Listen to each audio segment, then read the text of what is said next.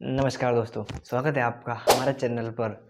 हम आपको लेकर चलेंगे इतिहास के उस दौर में जब मेवाड़ की धरती ने एक और महान योद्धा को जन्म दिया। जी हाँ, मैं बात कर रहा हूँ महाराणा प्रताप के वीर पुत्र महाराणा अमर सिंह की, जिन्होंने मेवाड़ की स्वतंत्रता के लिए अपने जीवन को संघर्षों में झोंक दिया। तो चलिए जानते हैं महाराणा अमर सिंह के बारे में। अगर आपको वीडियो अच्छा लगे तो चैनल को सब्सक्राइब कीजिएगा, वीडियो को लाइक कीजिएगा और कमेंट में बताइएगा कि आपको ये वीडियो कैसा लगा। तो चलिए शुरू करते हैं।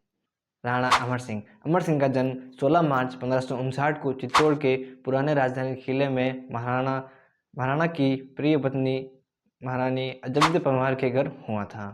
महाराणा अमर सिंह उनके ज्येष्ठ पुत्र थे। उन्होंने अपने शौर्य और पराक्रम से अपने पिता की विरासत को आगे बढ़ाया था। अपने पिता की तरह ही बचपन से ही उन्हें राजसी जीवन का अनुभव हुआ और अपने पिता महाराणा प्रताप की छत्रछाया में रहे, जहाँ उन्हें युद्ध कला, राजनीति और राज्य संचालन की शिक्षा मिली। अमर सिंह अपने पिता की तरह ही स्वतंत्रता प्रिय थे। बचपन से ही उन्हें युद्ध कला, राजनीति और तलवारबाजी में माहिर किया गया, ताकि वे एक दिन अपने पिता की तरह ही मेवाड़ के रक्षक बन सके और मेवाड़ को मुगलों से स्वतंत्र रख सकें। महाराणा अमर सिंह का जन्म उनके पिता के द्वारा किए गए युद्धों से शुरू हुआ था। महाराणा अमर सिंह ने हल्दी घाटी के प्रसिद्ध युद्ध में भाग लिया था, जहां उन्होंने अपनी वीरता और शौर्य का परिचय दिया और अपने पिता की तरह ही हर मोर्चे पर मुगलों का डटकर सामना किया और मेवाड़ की स्वतंत्रता के लिए प्रतिबद्ध रहे। इसमें अमर सिंह ने एक सच्चे योद्धा की भूमिका निभाई। महाराणा प्रताप के निधन के बाद लगभग सन 1597 में राजगद्दी संभाली और राज्य संचालन का भार अपने ऊपर लिया। महाराणा प्रताप की मृत्यु के बाद अकबर ने अपने पुत्र जहांगीर सलीम के कमान के तहत राजा मान सिंह, शाह कुली खान और अन्य वरिष्ठ मनसबदारों के साथ एक विशाल सेना मेवाड़ विजय के लिए रवाना की।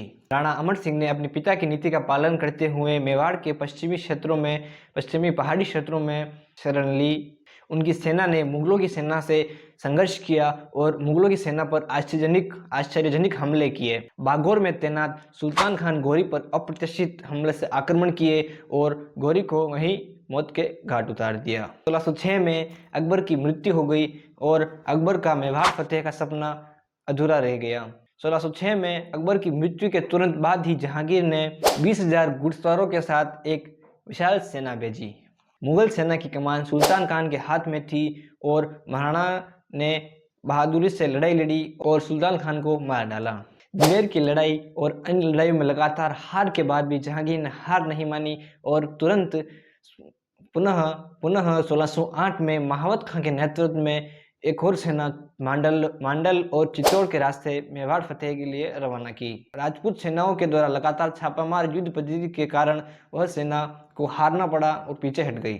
1611 में अब्दुल्ला खान ने रणकपुर की घाटी में मेवाड़ी सेना पर पुनः आक्रमण किया।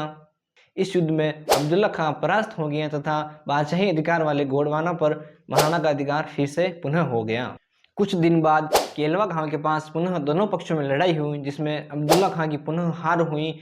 इस पर जहांगीर ने अब्दुल्ला खां को मेवाड़ से हटाकर गुजरात भेज दिया और अब्दुल्ला खां की जगह पर बासु को मेवाड़ भेजा गया। बासु मेवाड़ की सीमा पर शाहाबाद में मर गया। जहांगीर ज्योतिषियों से मुहूर्त निकालवाकर 7 सितंबर 1613 को आगरा से प्रस्थान कर 8 नवंबर 1613 को अजमेर पहुंचा। वह स्वयं तो अजमेर रुक गया, लेकिन अपने पुत्र खुर्रम को इनाम के तहत उसे युद्ध करने के लिए मेवाड़ पर पुनः भेजा।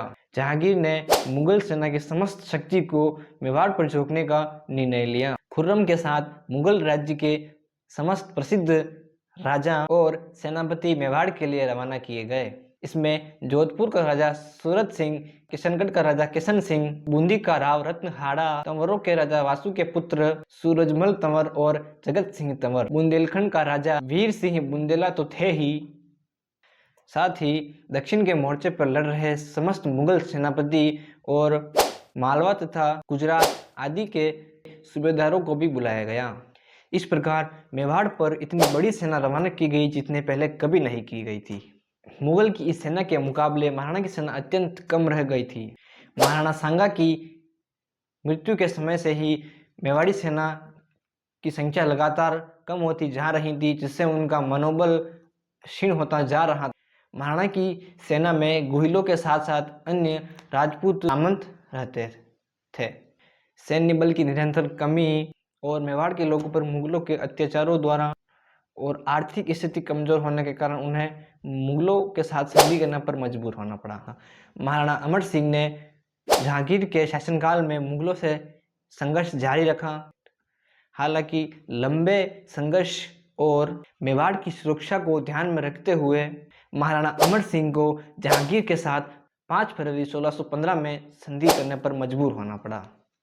यह संधि मेवाड़ की एक कूटनीति विजय थी। महाराणा अमर सिंह ने 1615 की इस संधि के बाद अपने पुत्र कर्ण सिंह को मेवाड़ का उत्तराधिकारी बनाया और मेवाड़ के राजकाज को उनको सौंप दिया। उनके जीवन के अंतिम 5 साल उन्हें महासतिया प्रांगण में एक निर्वत राणा के रूप में भगवत आराधना में गुजारे और यही 26 जनवरी 1620 को उनका निधन हुआ। महाराणा अमर सिंह ने 44 वर्षों तक मेवाड़ पर शासन किया था और महासतिया आहड़ में बनी छतरियों में सबसे पहली छतरी महाराणा अमर सिंह की है। इससे पहले सिसोदिया राजवंश की छतरी उदयपुर में नहीं हुआ करती थी। उनका शासनकाल संघर्ष और कूटनीति का मिश्रण था, जिसमें उन्होंने अपने राज्य को हर हाल में सुरक्षित रखने की कोशिश की थी। तो दोस्तों, यह थी अमर सिंह की अद्भुत और प्रेरणादायक वीर गाथा। तो दोस्तों, आज की वीडियो में बस यहीं तक। अगर आपको वीडियो अच्छा लगे तो चैनल को सब्सक्राइब कीजिएगा, वीडियो को लाइक कीजिएगा, शेयर कीजिएगा और कमेंट करके जरूर बताइएगा कि आपको वीडियो कैसा लगा और अगली वीडियो आप किस महानायक की सुनना चाहेंगे। धन्यवाद। जय हिंद।